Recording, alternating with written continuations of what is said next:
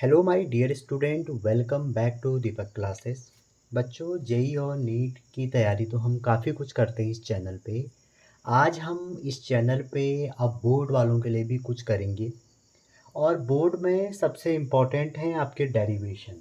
मैं chapter wise आपको NCERT line by line कराऊंगा। उससे पहले मैं आपको डेरिवेशन भी करवा रहा हूँ। अगर आपके स्कूल में या आपका चैप्टर कंप्लीट हो गया होगा तो आपने वहाँ डेरिवेशन किए होंगे, तो वो डेरिवेशन काफ़ी इजी वे में मैं आपको करवाऊँगा।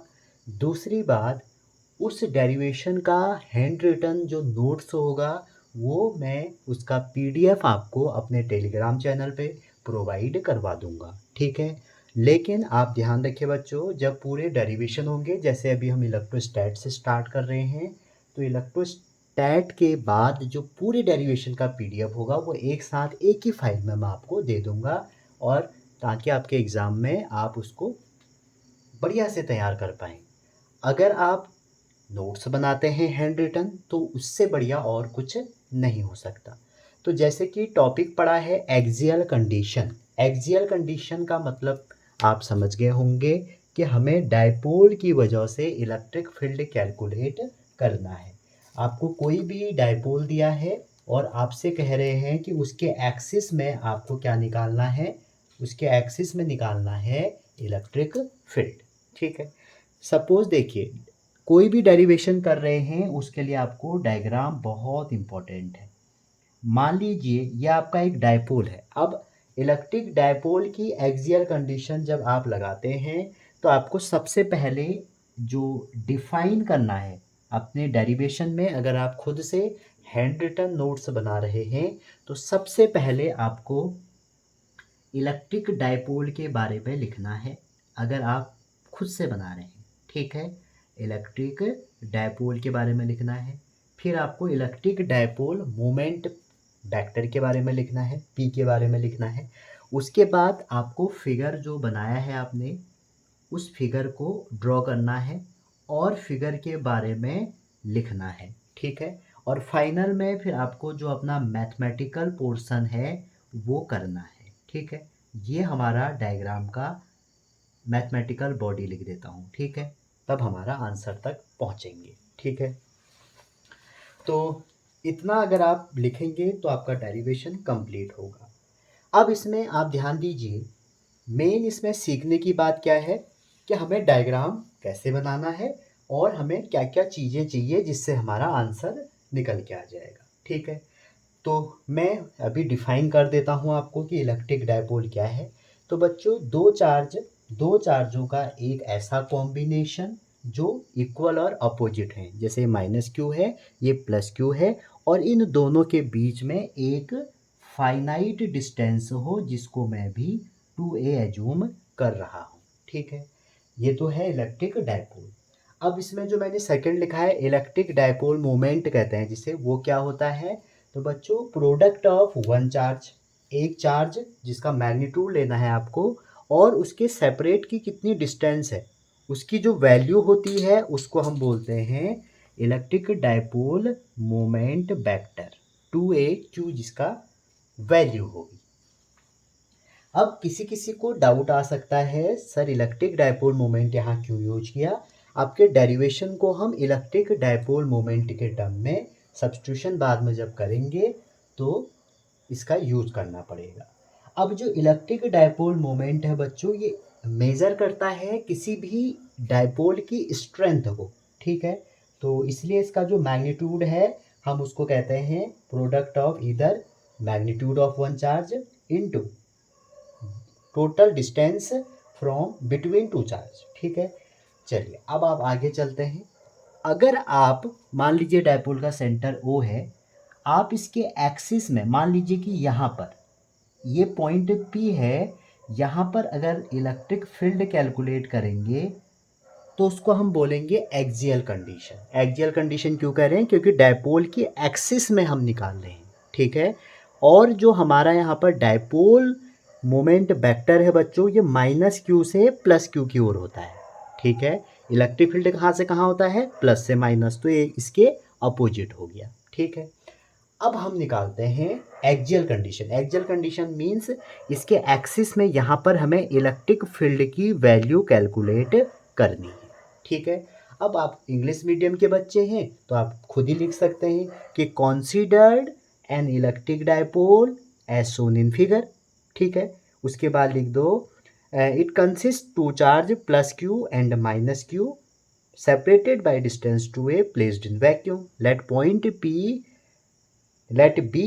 be a point on axis at distance r from O on the side of plus q लिख लो at which we have calculate electric field. इसको आप इजीली लिख सकते हैं। अब मेन बात क्या है, इस P पे हमें क्या निकालना है बच्चों, इलेक्ट्रिक फील्ड। तो हमें सुपरपोजिशन तो पढ़ा ही है, इसके कांटेक्ट में कितने लोग हैं, एक ये रहा एक ये रहा, इन दोनों की वजह से हम क्या कैलकुलेट करेंगे, इलेक्ट्रिक फील्ड। तो हम लिखते हैं, जो देखो ये आपने लिखना है, ये हो चुका है, ये हो चुका है, फिगर हमने ड्रॉ कर लिया है। अब हम फाइनल इसमें चीज़ें करने जा रहे हैं। एक्सियल कंडीशन समझ रहे हो, एक्सिस में निकाल रहे हैं। ठीक, तो सबसे पहले हम लिखेंगे इलेक्ट्रिक फील्ड। जो हमारा इलेक्ट्रिक फील्ड है किसकी वजह से, ड्यू टू माइनस क्यू। तो माइनस क्यू की वजह से अगर हम इलेक्ट्रिक फील्ड लिख रहे हैं, अगर वो हमारा E1 है तो पॉइंट चार्ज का इलेक्ट्रिक फील्ड कितना होता है, के क्यू बाई टोटल डिस्टेंस। देखो यहाँ से लेके ये R है, अगर आप देखें तो ये A होगी, ये भी A होगी, क्योंकि आधी आधी हो गई, तो इतनी ये क्या हो गई, A हो गई। तो माइनस क्यू से P की डिस्टेंस कितनी हो जाएगी, R, माइनस क्यू से निकाल ले हो तो R प्लस A का स्क्वायर। ठीक है, अब माइनस क्यू है, मैं तो इसको माइनस यहाँ पर यूज़ कर लो। ठीक है, और डायरेक्शन क्या हो जाएगी इसकी, माइनस क्यू की टूवर्ड्स लेफ्ट लिख लो। कहाँ को हो जाएगी, टूवर्ड्स लेफ्ट, ये लिख लीजिए आप चाहें, अगर आप देखें इसमें इसकी जो डायरेक्शन है उसको आप टुवर्ड्स लेफ्ट नहीं लिखना चाहते हैं तो आप लिख सकते हैं minus of P unit vector. P की डायरेक्शन कहाँ होती है, माइनस से प्लस। अब देखो माइनस का जो इलेक्ट्रिक फील्ड होता है वो क्या होगा, अगर आप यहाँ पर एक टेस्ट चार्ज लेके आएंगे तो एक दूसरे को अट्रैक्ट करेंगे, तो इसकी डायरेक्शन कैसे होगी, इस साइड को। तो इसलिए मैं लिख रहा हूँ टुवर्ड्स से लेफ्ट लिख लो, या माइनस पी कैप लिखोगे तो इसको, या इसको पी कैप लिख लो। ठीक है, अच्छा अब आप इसको हम देखें, अगर एक ही कर लो, चलो डाउट मत करो, टुवर्ड्स लेफ्ट हो जाएगा। आगे आप लिखोगे इसमें सेकंड जो हमारा है वो है electric field, electric field due two plus Q. Plus Q की वजह से अगर आपको इलेक्ट्रिक फील्ड कैलकुलेट करना है तो मान लीजिए E2 है तो कितना हो जाएगा, के क्यू। अब देखो इतनी डिस्टेंस आपको निकालनी है, यहाँ से डिस्टेंस मेजर करनी है, यहाँ से लेके यहाँ तक R, और ये A कम हो जाएगी तो R माइनस A का स्क्वायर हो जाएगा। अब इसकी जो डायरेक्शन होगी, देखो टेस्ट चार्ज अगर आप यहाँ पे रखोगे तो इन दोनों में क्या होगा, रिपेल होगा, तो इसको दूर फेंकेगा। तो आप लिख दो इसमें टूवर्ड्स राइट, कहाँ को हो जाएगा, राइट साइड को हो जाएगा, क्योंकि नेगेटिव चार्ज अट्रैक्ट होता है पॉजिटिव से, और जो हमारा पॉजिटिव है उनमें रिपल्सन होगा। तो टेस्ट चार्ज तो पॉजिटिव होता है तो इसकी डायरेक्शन इधर हो जाएगी, इसकी इनवर्ड हो जाएगी। ठीक है, इसको आप ऐसे भी समझ सकते हैं कि माइनस की जो हमारी इलेक्ट्रिक फील्ड लाइन होती है वो उसकी तरफ होती है, तो इसलिए टुवर्ड्स लेफ्ट हो गई, और इसकी दूर होती हैं, अवे फ्रॉम पॉइंट होती हैं, तो इसकी टुवर्ड्स राइट हो गई। अगर आप इसको टुवर्ड्स लेफ्ट राइट नहीं करते हैं तो इसको माइनस पी वेक्टर लिख लीजिए, इसको पी वेक्टर लिख लीजिए, ये आपकी मर्जी। ठीक है, तो रिजल्टेंट कितना हो जाएगा, रिजल्टेंट इलेक्ट्रिक फील्ड जो होगा बच्चों वो हो जाएगा दोनों का सम, E1 प्लस E2। तो दोनों का जब आप सम करोगे तो देखेंगे के क्यू आया, R प्लस A का स्क्वायर।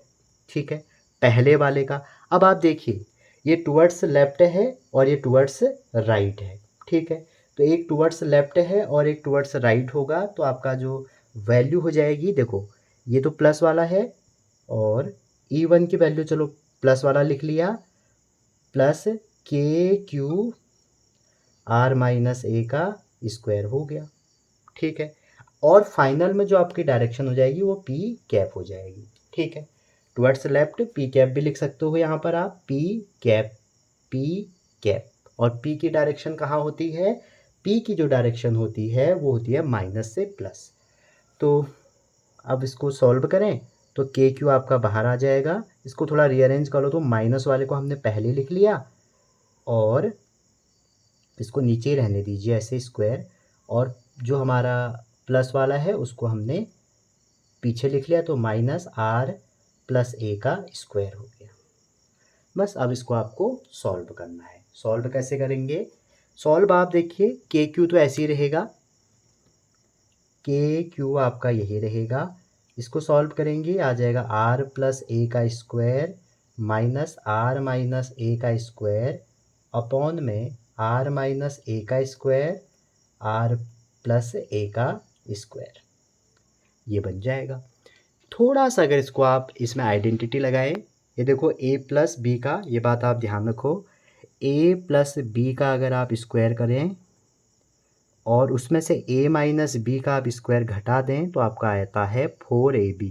डायरेक्ट करिए तो यहाँ पे क्या हो जाएगा 4ra अपॉन में देखो a प्लस बी और a माइनस बी की आइडेंटिटी अगर आप लगाएं, a plus B a minus B, तो ये हो जाएगा A square minus B square. तो इसका हमने होल स्क्वायर करना पड़ेगा, तो ये हो जाएगा आर स्क्वायर माइनस ए स्क्वायर का स्क्वायर,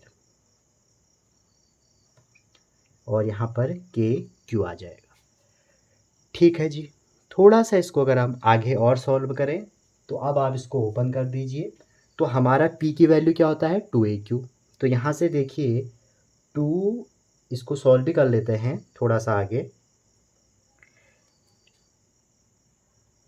तो ये हो जाएगा, यहाँ पर कर रहा हूँ अब मैं इलेक्ट्रिक फील्ड, के की वैल्यू रख दी 1/4πε0, और क्यू को उधर ले जाऊँगा तो हो जाएगा 2 टाइम्स 2aq, और यहाँ पे r, और अपॉन में आर स्क्वायर माइनस ए स्क्वायर का होल स्क्वायर। ठीक है, और 2aq की वैल्यू होती है p, तो हो जाएगा 1/4πε0 2pr upon r square minus ए स्क्वायर का होल स्क्वायर। क्लियर, ये हमारा फाइनल आंसर है। कहीं कहीं पर आप इसका अप्रॉक्सीमेशन भी देखते हैं। अप्रॉक्सीमेशन में हम कहते हैं कि अगर आर हमारा much much much greater than A होगा तो आप कह सकते हैं कि सर आर स्क्वायर भी तो much much greater than A होगा। तो जब आर स्क्वायर भी ए से बहुत बड़ा हो जाएगा तो आप कह सकते हैं कि आप ए स्क्वायर को अवॉइड कर दो। तो उस कंडीशन में हमारा ये जो आंसर आएगा वो कितना आ जाएगा 4πε0 2p, नीचे हो जाएगा r की पावर 4, ऊपर एक r से कट गया तो r क्यूब हो जाएगा। तो ये हमारा रिलेशन है एक्सियल कंडीशन में इलेक्ट्रिक फील्ड का। ठीक है, अब हम इसको इक्वेटोरियल कंडीशन में भी निकाल लेते हैं ताकि आपके दोनों डेरिवेशन कंप्लीट हो जाए। अब हम करने वाले हैं इक्वेटोरियल कंडीशन। नाम से ही पता लग रहा है इक्वेटोरियल मतलब हमें किसी प्लेन में निकालना पड़ेगा, और निकाल क्या रहे हैं हम, इलेक्ट्रिक फील्ड। ठीक है, इक्वेटोरियल कंडीशन, तो अगेन वही करना पड़ेगा। अब आपको ये समझना पड़ेगा इक्वेटोरियल कंडीशन मीन्स ये जो O है यहाँ से R डिस्टेंस पे आपको कैलकुलेट करना है। ठीक है, अब आप देखिए बच्चों, अगर ये R है, आपको इस माइनस क्यू से निकालना है, इस प्लस क्यू से निकालना है। तो मान लीजिए जो हमारा इलेक्ट्रिक फील्ड है और वो माइनस क्यू से कितना है उसको देखते हैं। Electric field due to minus q से कितना हो जाएगा, E1 एज्यूम कर रहे हैं तो वो हो जाएगा अगेन वही के क्यू कितना है, क्यू ही है, और आर जो डिस्टेंस हो जाएगी, देखो ये ए है ये आर है, तो पाइथागोरस थ्योरम से ये जो होगी आपकी r square plus a square का रूट हो जाएगी, और रूट का हमें क्या करना पड़ेगा स्क्वायर।